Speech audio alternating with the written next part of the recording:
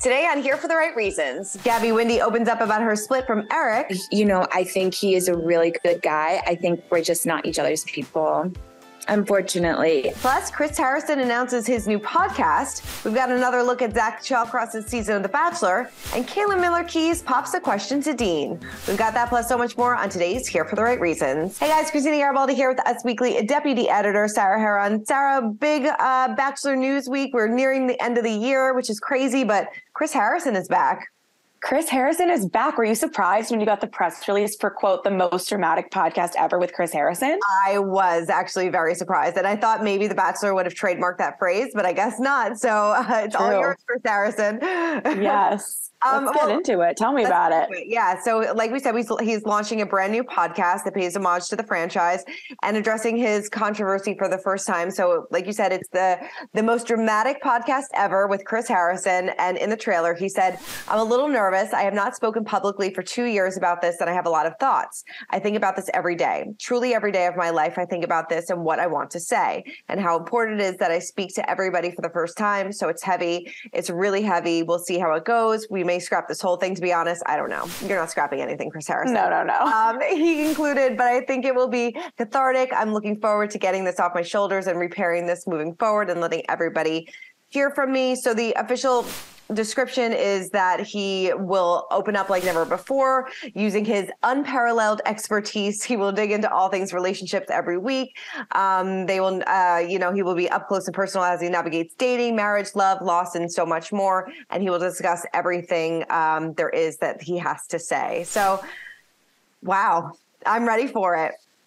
I mean, God, there's so many layers to this. I think it's very interesting that he's choosing to have such an iconic Bachelor reference as his title.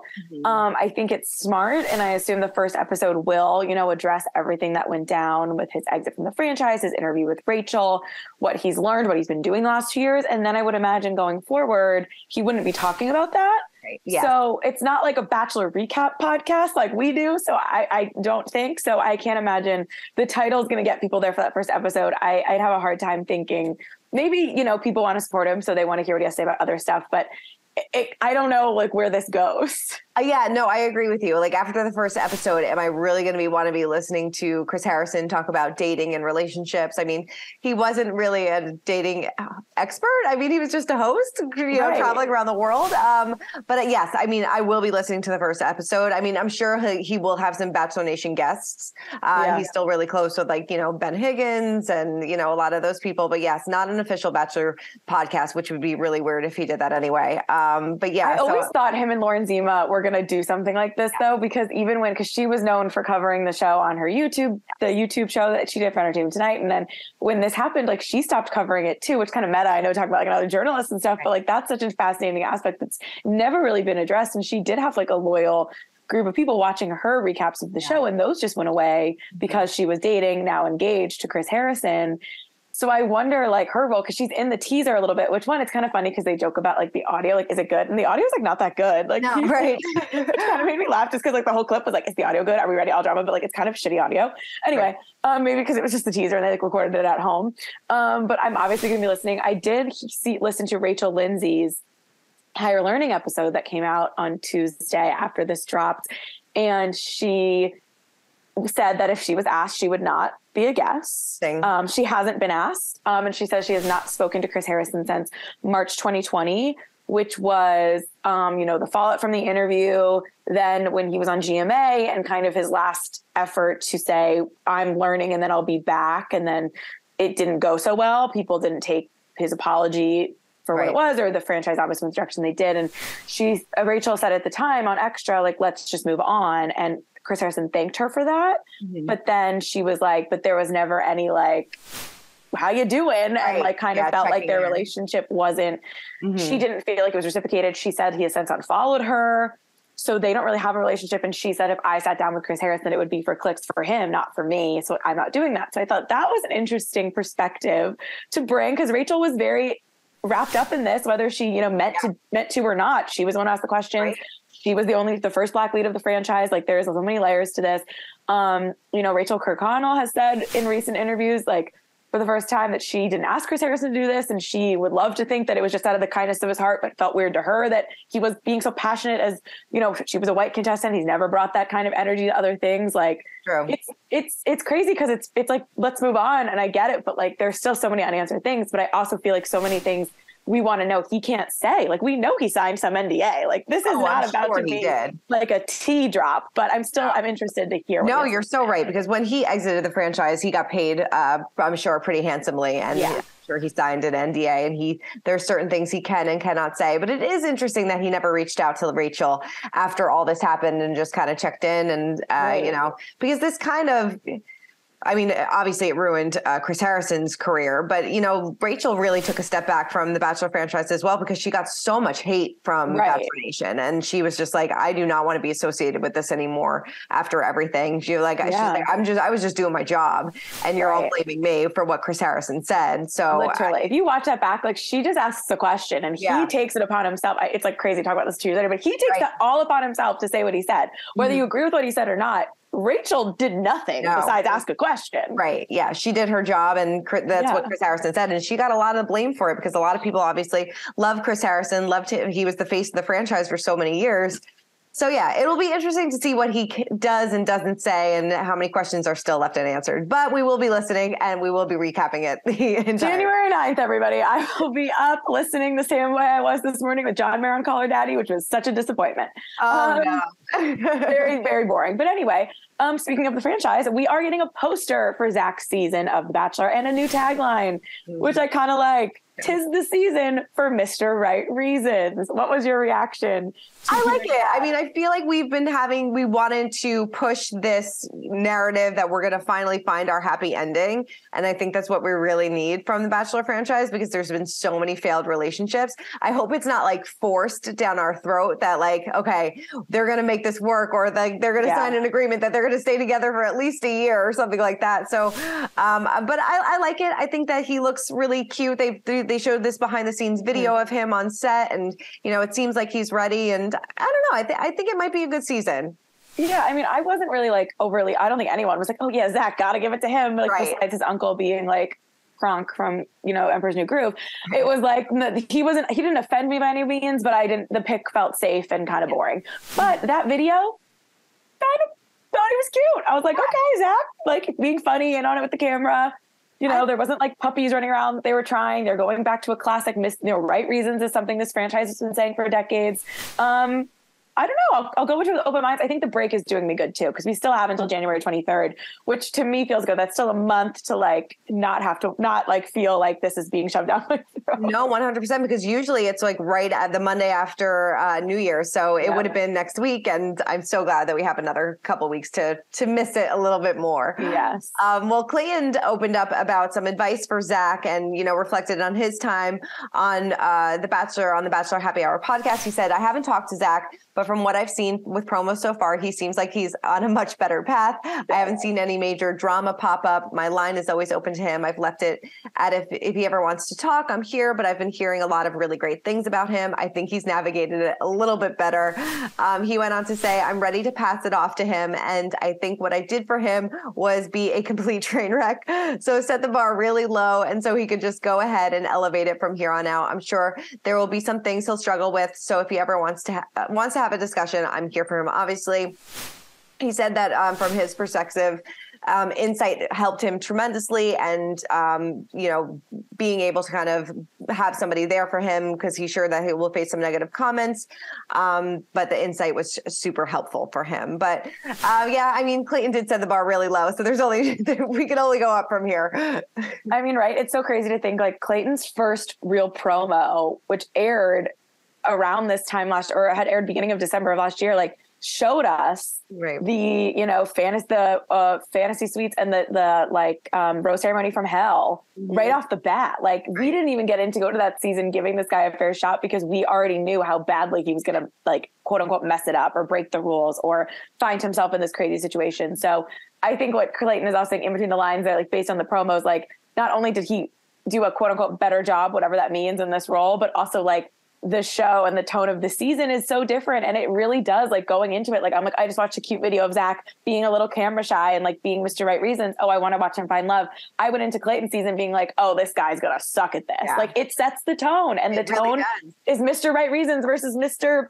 Disaster. No one wanted you to be the Bachelor, and now you're in love with everyone. Oh my God, chaos. Right. No, it's so true. It's the magic of editing. It's all the tone that they set, and they're setting the tone that this guy is going to find love, and we're going to have this happily ever after moment, while, you know, Clayton was a full-on disaster. But yeah, no, looking, you know, at least he's there for him if he ever needs anything. But, it was interesting. I think Clayton a couple of weeks ago was on Jason Tartick's podcast as well, and he opened up about how, coming off the Bachelor franchise, he really didn't have those like big opportunities anymore that like a lot of other Bachelor people had like through Instagram ads and things like that. Like, he's like, I had to go back to my normal job when a lot of other people haven't. I thought that was interesting. I wonder if things are starting to turn a little bit, and if we're not getting the, like, unless you're a lead like Gabby and Rachel and things like that, are you not going to be making these big endorsements anymore? Clayton was a lead. Yeah. But like, I wonder if like things are starting to shift a little bit, because even after like Paradise and like last season, I'm like, we don't really have those standout people that we used to. I don't know. No, I think it's so true. I mean, you can see it in the follower count numbers. I mean, if you just look at the front runner, whoever, like even someone like Rachel Kirkconnell, who was like controversial, she was close to like 1 million. Yeah. And like Matt James' season wasn't that long. I feel like those girls were the last ones to really get like Serena, and from when she was on Paradise, like get those numbers. And if you look at this last season of Clayton's girls, or even Gabby and Rachel's guys, like Gabby and Rachel, I think might be a little bit of an exception because that season had such a wild ending that those two went on to be really popular. And Gabby specifically with Dancing with the Stars got to be really popular because of that ending. But I think overall for the men, it's like definitely not worth it anymore. Like, you don't get the following, and the women, it's definitely not as much. So it very interesting. I know their TikToks are popping off, but I don't know how the money making system works there, but that's crazy to think about Clayton, like getting off that season and going back to his real job versus like your Ben Higgins, who had like a spinoff show and got a podcast immediately and was like, that's like wild. It is. It's so crazy. The tides are turning, I guess. Yeah, which might be good for the show, but I think people are just going to be delusional and still think they're going to get the following and then realize, oh boy, I shouldn't have quit my day job. Exactly. Well, two people who didn't have to quit their day job because they got in right at the right time are Caelynn and Dean, and they are engaged again. Caelynn wrote on Instagram, according to Dean, we are now officially engaged. A while ago, we agreed we would both propose to each other. I had a lot of ideas on how I would do it, but after Dean had me conquer my fear of heights before his proposal, I thought it would be fitting for him to conquer his only fear, horses. I can't wait for a lifetime of pushing each other out of our comfort zones. I love them. They're adorable, and they just love a good adventure. I love that they, like push, like she said, push each other out of their comfort zones, and, making memorable moments for themselves and doing things their way. I like it. I mean, listen, who are we to judge at this point, these two? I'll never quite understand them, but I don't need to because I'm not in the relationship. And if you want to, conquer your fears, good for you. I'll be over here on the ground, not on a horse or on a 22-mile hike. No, thank you. No, thank you. All right. Well, let's get into our Bachelor Nation talk. And I know that you had a great interview with Gabby talking all about Dancing with the Stars and her breakup and so much more, right? Yes, you can hear the full interview with Gabby on the podcast, and she talks just as fast as me, so I don't want to hear about it in the reviews. But one of my favorite parts was what she did have to say about Erich and kind of whether I'm always blaming Dancing with the Stars for breaking up Bachelor couples, which I love Dancing with the Stars. I just will never forget what I read in Sean Lowe's book about how that affected his relationship with Catherine, and they recently kind of rehashed that on Caitlin Bristow's podcast while talking about whatever. So I asked Gabby that, kind of without asking her, like, do you blame Dancing with the Stars? And she had an interesting answer about their split. So here is Gabby. Well, I mean, Gabby, it's been a year for you. You went from The Bachelor to Bachelorette to Dancing with the Stars. Looking back, what is your biggest takeaway, or maybe even something you would warn Gabby from a year ago to expect? Oh God. I honestly wouldn't change anything, for the world. And as far as like warning a distant Gabby, I just like buckle up because it's going to be a ride. I'm not even like highs and lows, but lots of change. You know, your life gets so busy, and you're kind of in a bubble for a couple of months, and then you get spit back out and kind of have to make sense of it. And I'm learning to live life differently in that way, kind of going from 100 to 0 and what that looks like and feels like. So I feel like I'm just constantly gathering data about my new life, and honestly, just being really grateful because I don't know how long it's, you know, going to go on for. I've been so blessed with so many opportunities. So I want to make the most of it and just not take anything for granted. Yeah. And it seems like you've done a really amazing job, at least from anything I've seen or watched, that you have fun with all of it. Even when there's a lot of maybe expectations or people giving you opinions, you're still laughing. And like, that seems refreshing. Is that how you kind of handle it all? Yeah, totally. I just constantly want to laugh at myself, like laugh at any situation that's given to me. I feel lucky because I feel like people are starting to get to know me a little more, even through Dancing with the Stars. So I think before people are like, why is she never serious? It's like, I understand there's a time and a place to be serious, but most things, you know, you just have to learn how to laugh at. And that's just the way I choose to live life. Like I always want to be laughing, and especially at myself, because I never want to take myself too seriously. Yes. Well, when you did go into Dancing with the Stars, your season of the show was still airing. Then we had some outside stuff going on. Then we had the intensity of the competition. Then we had the breakup.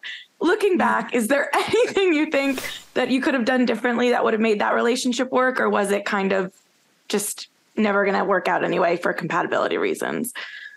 Yeah, you know, I do truly think it was compatibility. As far dancing does take up a lot of your time, but I feel like our time together was never really limited. You know, we would still see each other afterwards. Luckily, we were able to live in the same place. So I think truly it was just getting to know the relationship in person, because we were long distance, and before that kind of in a bubble. And sometimes you don't always know the questions to ask, or it's up to the other person to really know themselves and bring forth their truth. So I think it was a lot of getting to know each other in real life. You know, I think he is a really good guy. I think we're just not each other's people, unfortunately. I mean, and it does, I don't want to sound dismissive at all, because, you know, leaving the show, you really do want, hope, and think that this is the one for you. Like, I'm so ready to find my forever person, but I know now that, you know, it's going to come with time, and I want it to be the right person, not just a person. She's so fun. I love it. But yeah, no, I mean, she does a great time. She really is.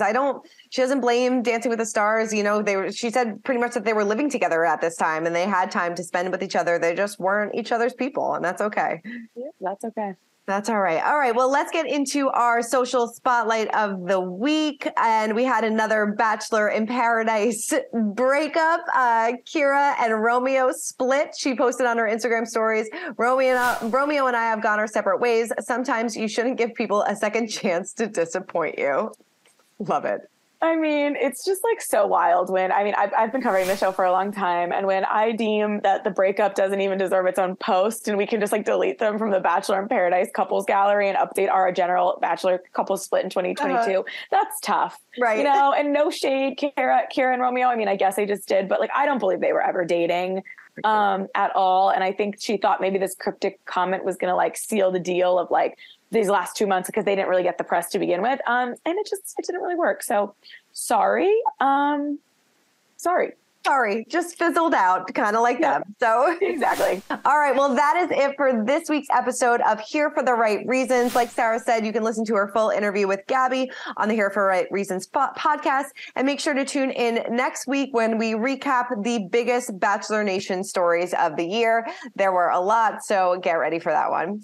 All right. Well, keep commenting, keep subscribing, and we'll see you guys next week. Bye. For more news, content, and exclusive interviews, make sure to hit the sub, like, and bell button down below and visit usmagazine.com.